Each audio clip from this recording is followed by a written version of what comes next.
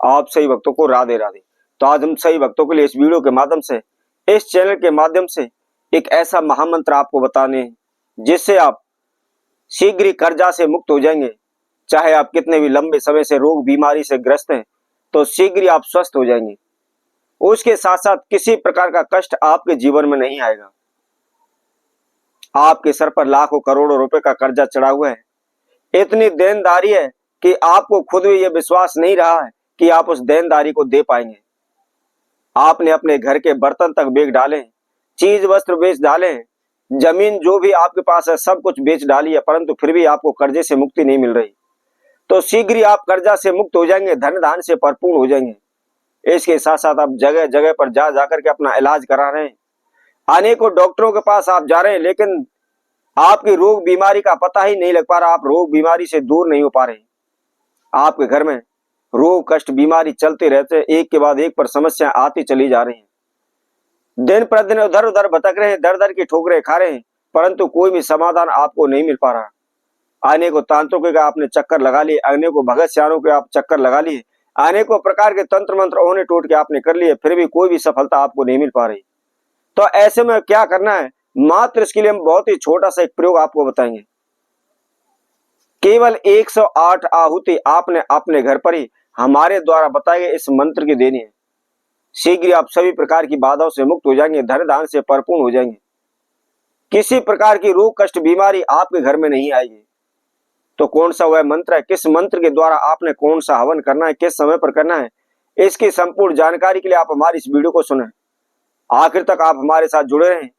इसके साथ साथ जिस किसी भक्तजन ने हमारे चैनल को अभी सब्सक्राइब नहीं किया है, वह सर्वप्रथम सब्सक्राइब करें, लाइक करें, कमेंट बॉक्स में जाकर के राधे राधे अवश्य लिखें।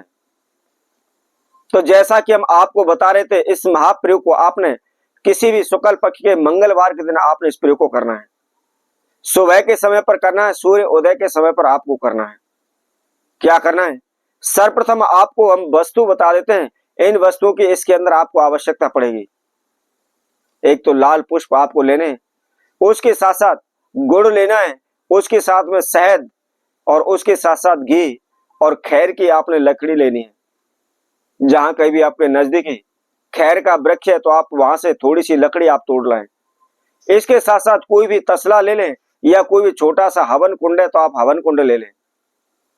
बस इन वस्तुओं की आपको इस महाप्रयोग के अंदर आवश्यकता पड़ेगी। अब आपको क्या करना है, सुबह उठ करके नहा धोकर के आप फ्रेश हो जाए, धुले हुए वस्त्र आप धारण करें। ध्यान रखें, हमेशा कोशिश करो कि सूर्य उदय से पहले आप उठें। उठ करके नहा धोकर के आपने अपने घर के मंदिर में ही कोई भी तसला है या जो आपके पास हवन कुंड है उसको अपने समक्ष रख लेना है, और एक आसन बिछा करके आपने उस पर बैठ जाना है। पूरब की ओर मुख आपको रखना है, एक घी का दीपक अपने समक्ष जलाना है। अश्वप्रथम थोड़ी से आप अक्षत लें, और अक्षत लेकर के अपने नाम एवं गोत्र का उच्चारण करें। उसके साथ साथ अपने इष्ट देव कुलदेव का ध्यान करें, श्री गणेश जी महाराज का ध्यान करें, और उसके साथ में श्री हनुमान जी महाराज का ध्यान करें, सूर्य देव का ध्यान करें। इस तरह ध्यान करने के बाद आपने जो भी अक्षत लिए हुए, जहां जोत जलाई हुई है उस जोत के पास आप छोड़ दें, और मनी मन आप हाथ जोड़ करके पुनः प्रार्थना करें कि प्रभु मेरे जीवन में इस प्रकार के संकट आए हुए हैं, या मेरे घर से रोग बीमारी दूर नहीं हो पा रही, या मैं रोग कष्ट से दूर नहीं हो पा रहा, या मेरे ऊपर से कर्जा नहीं उतर रहा, या मेरे जीवन में बार बार समस्याएं आ रही, इनसे आप शीघ्र मुझे छुटकारा दिलाएं। इस तरह प्रार्थना करने के बाद जो आपने खैर की लकड़ी ली हुई है उनको आप तसले में या जो भी छोटा मोटा आपके पास हवन कुंड है उसके अंदर आप रख लें। थोड़ा सा आप कपूर लें, और कपूर के द्वारा आपने उन लकड़ियों को जलाना है। अब जलाने के बाद क्या करना है, सर्वप्रथम आपने 5 आहुति घी के आपने उस हवन कुंड के अंदर डालनी है। सर्वप्रथम गणेश महाराज की डालनी है, दूसरी इष्ट देव की डालनी है, तीसरी कुल देव की डालनी है, और चौथी आपको इंद्र देव की डालनी है, और 5वीं आपको सूर्य देव की डालनी है। 5 आहुति मात्र केवल आपने घी की उसके अंदर डालनी है। अब उसके बाद आपको क्या करना है, जैसा कि हमने आपको लाल पुष्प बताया था, उसके साथ साथ आपको गुड़ बताया था, शहद बताया था, आपने इन तीनों चीजों को आपने मिक्स कर लेना है। यानी थोड़ा सा आपको गुड़ लेना है, थोड़ा सा शहद उस गुड़ के ऊपर डाल लेना है, और उसके साथ में आपने एक लाल पुष्प लेना है, और हमारे द्वारा बताए गए इस मंत्र के द्वारा आपने 1 से 8 आहुति आपने उस हवन कुंड के अंदर डाल दी। मंत्र कौन सा है? बहुत ही छोटा सा मंत्र है, फिर भी आपको याद नहीं होता तो आप किसी भी कागज पर आप लिख सकते हैं। ओम अंगारकाय नमः, ओम अंगारकाय नमः। बहुत ही सिंपल सा छोटा सा यह मंत्र है। इसके आपने एक मंत्र बोलना है और एक आहुति हवन कुंड के अंदर डालनी है। इसी तरह से आपने दूसरी बार मंत्र बोलना है, दूसरी आहुति उस हवन के अंदर आपको डालनी है। इसी तरह से आपको 108 आहुति देनी है। और शब्द हमने आपको बताई थी आहुति किसकी देनी है। आपने लाल पुष्प, गुड़, शहद की आपने आहुति डालनी है।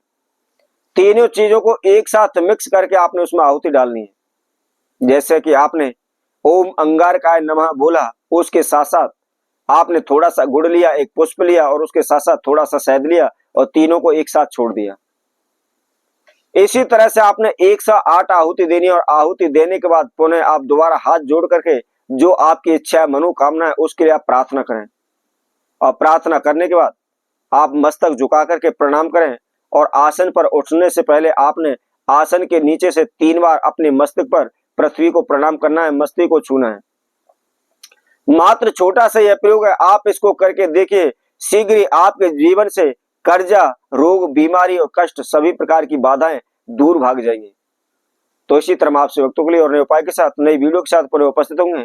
तब तक के लिए सभी भक्तों को राधे राधे।